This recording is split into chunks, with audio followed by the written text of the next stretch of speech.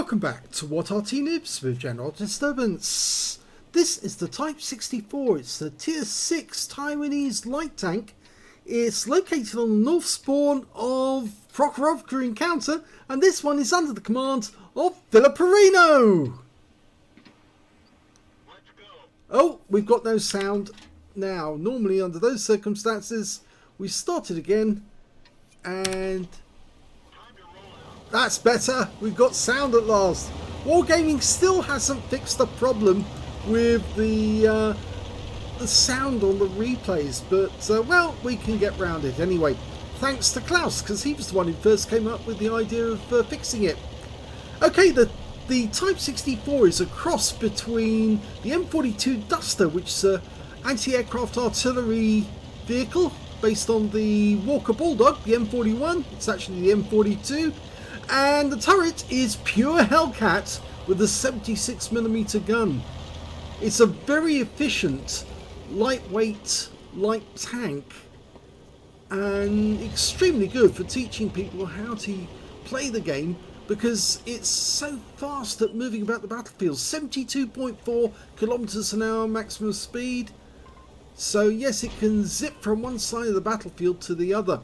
At the moment, FiliPer1n0 is just spotting that 87 and allowing his teammates to get to work on him. Now, they only built 50 of these in total. The first 25 of the series, the first series of tanks, and the last, in the first series, in the first batch made, rather I should say, the last tank was made in 1979. And the reason they made them was because they found the turrets of the type of the Hellcat very effective with that 76mm gun, and the guns were not worn out. They were still useful, but well, they wanted another hull to put them on, and well, the M42 Duster was available, and so they used it. That looks like an AFK down there, a T-3485. In fact, he's going a long way south to try and spot the enemy, and getting fairly close. He's picking up some spotting assist now. He didn't get any spotting assist earlier. I think that may be because one of his teammates was a little closer than he was, but he's certainly getting some now, and any second he's probably going to discover the 87. Yep, he's found him. Now bail. That's it, get below their gun so they can't shoot at you, and now you're picking up loads of damage assist. In fact, he's actually using the gun depression to get some shots on them as well at the same time, and this is really efficient. The 76mm is capable of 115 alpha, and standard reload is 3.16 seconds, but I think FiliPer1n0's got it down to about 2 seconds.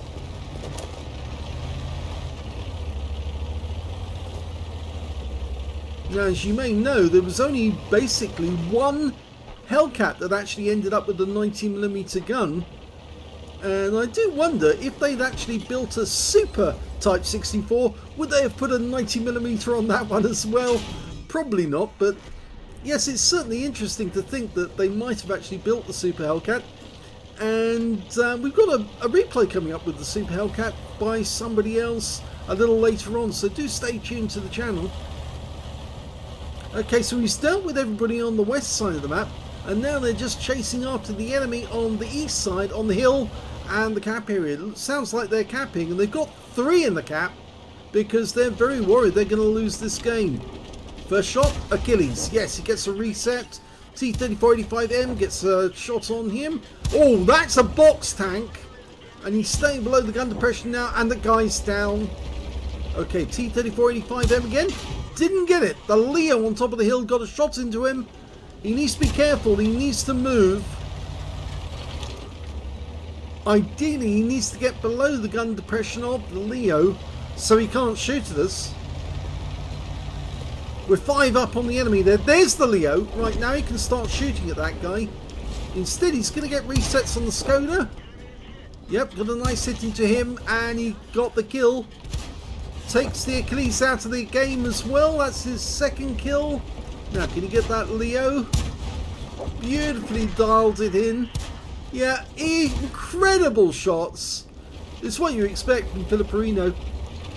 Okay, there's only 3 enemies left now, so he's going to get below the gun depression of that guy by getting as close to the cliff edge as he can, and there's no way the guy can shoot at him without him getting a shot back. And in fact now he's come to the end and he's found the VK3001P very close to the cliff edge, but he wants some damage on that guy too.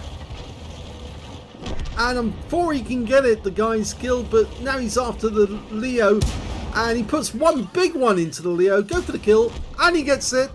There's only one left. It's the AMD 178B, and he's behind him. And he's just platooned with one of his teammates who's also got 3 kills. It was the E25. He's now trying to take out the AMD at long range, and he's getting good hits. And he's out the game, which means it's a victory without having to cap.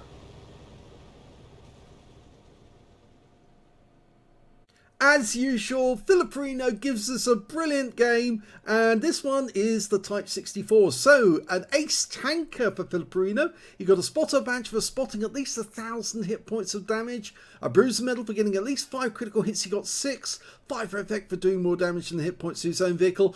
He got a Brothers in Arms because the E25 had 3 kills and he had at least 3 as well. A patrol duty for spotting at least 6 enemy vehicles and being the only one spotting them whilst they were taking damage, and a Confederate for hitting more of the enemy than anyone else on his team. And you notice how bold he was to actually go down that line, even though he has very, very light armour. In fact, virtually non-existent armour on this tank, but he has a lot of skill and courage, and he went down that line, found the enemy, and then picked up loads of spotting assist off it. If we look at team score, we can see he didn't get the highest damage in the game. He actually picked up the 2nd highest damage in the game, because the IS-2 Armoured picked up 2,362 and FiliPer1n0 1,574. When it came to kills, he had jointly had the highest with the E25. They both had 3 kills, 2 kills for the IS-2 Armoured and 2 kills for the KV-2. And when it came to base XP, he's got 1,768, so he's tops. 910 for the IS-2 Armoured, and his E25 platoon mate got 752. He fired 21 rounds in that game, 16 direct hits, 15 penetrations, damage of 1,574, of which 843 were at more than 300 meters. He did 5,438 hit points of spotting assist in that game. Yes, he was invaluable to his team. They got loads of damage without having to expose themselves to return fire. 67,674 credits on a free-to-play account, but he did fire a lot of premium ammo, and he also had consumables, and he made a small loss of 2,566 credits. 1,768 base XP times 2 for the first victory, 530 for this being a premium vehicle, took away 4,066 experience points altogether. I think that was he says it's a decent game. I think it's a more than decent game, but I think it was his courage going down that tree line, basically not even caring until, he was caring, he was being careful to allow to expose that T-34-85 that was AFK so that they could get shots on him without him being seen himself. And once he got to the far end, he did exactly the right thing. Bail out into a ground depression so that his teammates can still shoot at the enemy, and so could he. And once that side was cleared, he moved on to the other ones. So it's a textbook example of how you can play the Type 64 and generate vast amounts of credits and have a really good game. I hope you enjoyed it. If you did, please give this video a like. Do subscribe to our channel. Leave a little comment down below because it feeds the algorithm. And thank you for watching.